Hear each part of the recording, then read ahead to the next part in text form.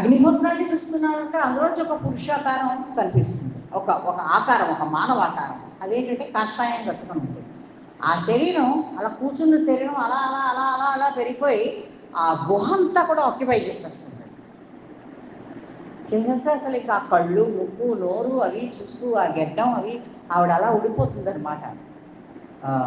ఎవరు స్వామి మీరు అంటే, నువ్వెప్పుడు తలుచుకుంటారే వాళ్ళమే మేము అని ఆవిడకి ఎన్ని రకాల హితబోధలు చేయాలో అన్ని రకాల హితబోధలు చేసి, నేను వస్తున్నానమ్మా, నేను జన్మించాలి అంటే నాకు మంచి మాతృగర్భం కావాలి కదా, అందుకే నేను నిన్ను సెలెక్ట్ చేసుకున్నాను, నీ గర్భంలోకి నేను ప్రవేశించేస్తాను, నేను తొందరలోనే నీకు వివాహం జరుగుతుంది, రేపు సాయంకాలంలోగా నిన్ను వివాహం చేసుకునే వ్యక్తి మీ ఇంటికి వస్తాడు అని చెప్పి ఆయన ఆ గుహలోంచి, ఆ పట్టలేని గుహలోంచి ఆ శరీరాన్ని బయటికి తీసుకొచ్చి ఆవిడ చూస్తుండగానే అలా అలా అలా అలా అలా అలా ఆకాశంలోకి అలా అలా ఎదుర్కొంటూ వెళ్ళిపోతాడు. తర్వాత ఆవిడ ఇంటికి వస్తుంది. ఇంటికి వచ్చేసరికల్లా ఈ నరసింహశాస్త్రి గారు, ఆయన అక్క వాళ్ళు వస్తారు, చూస్తారు, పెళ్లి మాటలు అయిపోతాయి, పెళ్ళి అయిపోతుంది. ఆవిడ ఆయనతో పాటు వాళ్ళ ఊరు వెళ్ళిపోతుంది, అక్కడికి అనంతగిరి ఎక్కడికో వెళ్ళిపోతుంది. వెళ్ళిపోయాక ప్రెగ్నెన్సీ వస్తుంది ఆవిడకి. ప్రెగ్నెన్సీ వచ్చాక మళ్ళీ పుట్టింటికి వస్తుంది. పుట్టింటికి వచ్చాక ఇంట్లో ఆవిడ అసలు ఒక్క నిమిషం ఉండదు.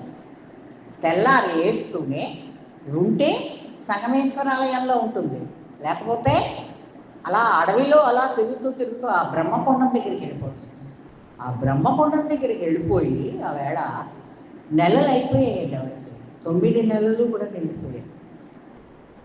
ఇంక ఇవాళ రేపు పురుడు, అలాంటి వాళ్ళు ఎక్కడుంటారు? ఇంట్లో ఉంటారు. ఆవిడ మహా సాధకురాలండి ఆ జయలక్ష్మి మాత. ఆవిడ ఆ బ్రహ్మకొండం దగ్గరికి వెళ్ళిపోయి ఆ జలపాతాలు అన్నీ ఇలా పడిపోతూ ఉంటాయన్నమాట. ఆ జలపాతాల మధ్యలో ఒక రాయి ఉంటుంది. మామూలు వాళ్ళు ఎవరు కూడా వెళ్ళలేరు అక్కడికి. ఆ రాయి మీద కూర్చుని ఆవిడ సాధనలో వెళ్తుంది. ఇంకా అక్కడ కూర్చుంటుంది, ఇంకా ఆవిడ ధ్యానంలో కూర్చుంటుంది. ఇంకా ఆవిడకి అసలు ఒళ్ళు తెలియదు. ఆవిడలా ధ్యానంలోకి వెళ్ళిపోతుంది. అసలు ఆవిడకి పురుడు ఎప్పుడు వచ్చిందో తెలియదు, పిల్లాడు ఎప్పుడు పుట్టాడో తెలియదు, ఏమీ తెలియదు. ఆవిడ కళ్ళు తెరిచేసరికి పిల్లాడు కేరమంటున్నాడు, అక్కడంతా రెడ్ రెడ్గా అంతా ఉంటుంది అనమాట. లేవలేని పరిస్థితి ఎలా చూస్తూ ఉంటుంది. ఈ లోపల ఆ గిరిజన యువతలందరూ ఉంటారు కదా కొండ ప్రాంతాల్లో, లంబాడీ వాళ్ళు నెమ్మదిగా అన్నీ దాటుకుంటూ వచ్చి ఆ పిల్లాడికి, వాడు అప్పుడే నవ్వేస్తూ ఉంటాడు అక్కడ గణపతి సత్యనారాయణ స్వామి. ఆయన్ని పట్టుకుని, మీరు ఇప్పుడు యోగ వాసిష్టం స్వామీజీ చెప్తున్నాడు అంటే నాకు ఇదంతా గుర్తొచ్చింది. ఆ పిల్లాడిని పట్టుకుని, ఆ అమ్మ నీరసంగా ఉందా అంటే ఆవిడకి ఏం తెలియదు, మనలో లేదే ఆవిడ. అసలు పిల్లాడు ఎలా పుట్టాడో కూడా ఆవిడకి తెలియదు, నొప్పులు వచ్చాయో తెలియదు, ఏమొచ్చాయో తెలియదు.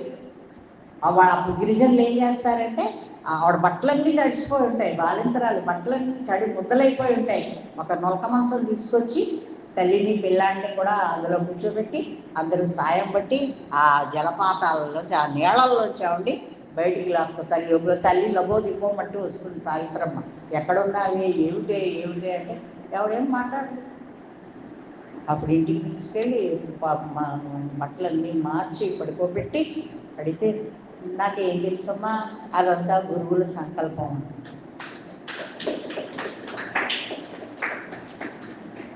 సాధన అంటే ఏంటి? వాళ్ళు ఇంకా అసలు మన వాళ్ళు కాదు, పరమాత్ముడికే అంకితం అయిపోయినటువంటి జీవితాలు అంటారు. నిజంగా మన మన మునులు, మన ఋషులు, మన సాధకులు ఎంత గొప్పవాళ్ళు అంటే వాళ్ళు అసలు ఆ జననం ఏమిటి అసలు. ఆవిడ మనమైతే ఎంత భయపడిపోతామండి, హాస్పిటల్లో ఎన్ని బుక్ చేసుకుంటామండి, ఎన్ని అపాయింట్మెంట్స్, ఎంతమంది డాక్టర్స్ కావాలి, అసలు ఏ భయం లేకుండా 9 నెలలు నిండినటువంటి ఆ తల్లి అక్కడెక్కడికో అడవిలోకి వెళ్ళిపోయి ఆ జలపాతాల మధ్యలో పిల్లాడిని కంది అంటే సాధన బలం అంటారు. ఆ పుట్టినవాడు ఎవడు? సాక్షాత్తు దత్తాత్రేయుడు.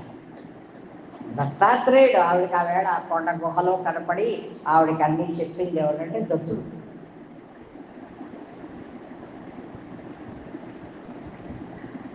చంద్రార్ధశేఖరధర చిత్తస్తస్వ మహాత్మనః అనంతస్యేక రూపస్య దిట్టం కథముపాగతం. వశిష్ఠుడు అంటున్నాడు, చంద్రార్ధ శేఖరధర గొప్పదియును అనంతమును ఏకరసమును చిత్తత్వమును ద్వైతభావం ఇట్లా రుదించను. నువ్వు ఈ చిత్తత్వం అంటే అంతా ఒకటే అనుకుంటున్నావు కదా, ఇందులో మరి ద్వైతం ఎలా ఆవిర్భవించింది? నువ్వు నేను, నేను దేవుడు, ఈ ఈ అదే అద్వైతాన్ని కూడా ఎక్స్ప్లెయిన్ చేసేస్తున్నాడు అనమాట శివుడు మనకి. ఈ ఈ రెండు అనే డిఫరెన్సియేషన్ ఎలా వచ్చింది అని వశిష్ఠుడు శివుణ్ణి అడుగుతుంటే, మహాదేవ, ఈ ద్వైత భావం ఎట్లు ఆత్మయందు నిరూఢమై అద్దానిని దుఃఖమునందు చేయుచున్నది, మరియు ఎట్లు జ్ఞానము వలన ఈ దుఃఖము నివృత్తమవుతున్నది. తల్లి, ఎప్పుడైతే నేను వేరు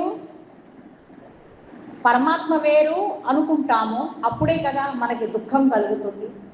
దుఃఖం కలగడం వల్ల ద్వైత భావం వల్లే మనలో దుఃఖం కలుగుతుంది.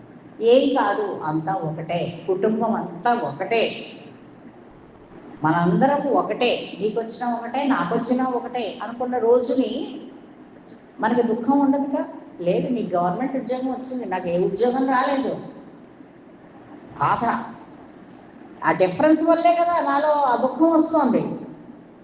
పర్వాలేదే, మంచిది, నీకు మంచిగా అయింది, నీకు బాగుంది, మంచిగా వచ్చింది నీకు అది నువ్వు ఎప్పుడైతే యాక్సెప్ట్ చేసావో ఇంకా దుఃఖానికి ఛాన్స్ ఏముంది, లేదు కదా.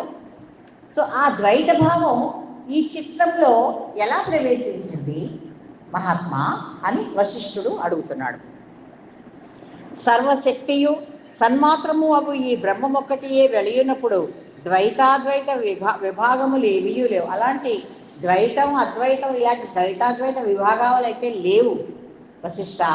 శివుడు చెప్తున్నాడు, ద్వైత భావము ఉన్న ఏకత్వం ఉన్నది, ఏకత్వమున్న ద్వైతమున్నది.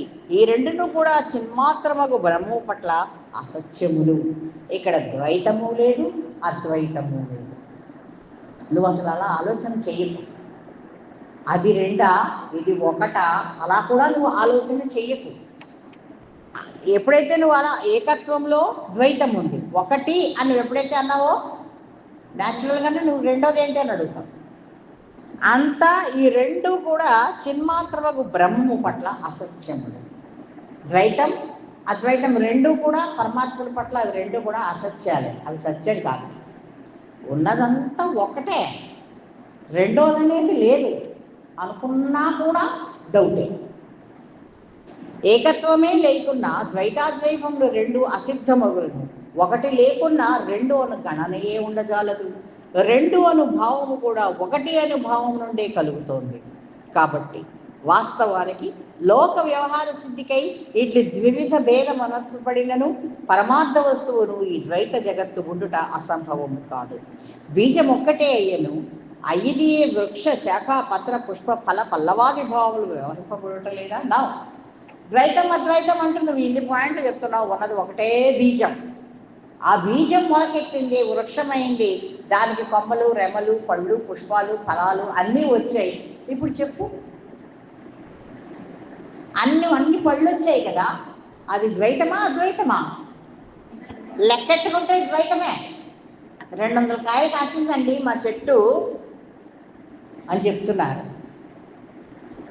ఇన్ని కొమ్మలు ఉన్నాయండి, ఇన్ని పూలు ఉన్నాయండి, ఒకే వృక్షంలోంచి ఇన్ని ఆస్పెక్ట్స్ వచ్చినప్పుడు బీజం ఒకటే కదా, మరి అది నువ్వు రెండంటావా ఒకటంటా, అంతా ఒకటే అనే భావంలో నువ్వు ఎప్పుడైతే ఉంటావో అప్పుడు దుఃఖానికి ఛాన్స్ లేదు. Okay, clear? ఇట్లా వ్యవహారిక సత్తా అంగీకరింపు ఇష్టము లేకున్నా కలుగు కీడేమీ లేదు. చిత్తత్వమే చైత్యాది రూపమును స్ఫురించుచున్నది కదా అని సారమై అనటానికి ఉన్నది. ఈ నామరూపాది వికార జాతమంతయు ఆ చిద్వస్తువు నుండియే లేచి కార్యకారణాది వేదములతో వస్తు రూపమున సార్థకతను అందుచున్నది. సో ఈ వికారం అంతా కూడా ఆ చిద్వస్తువులోంచే లేస్తుంది. అంటే ఏంటి? ఆ ఆత్మశక్తిలోంచే నీ అజ్ఞానం వల్లనే అది పైకి లేస్తోంది.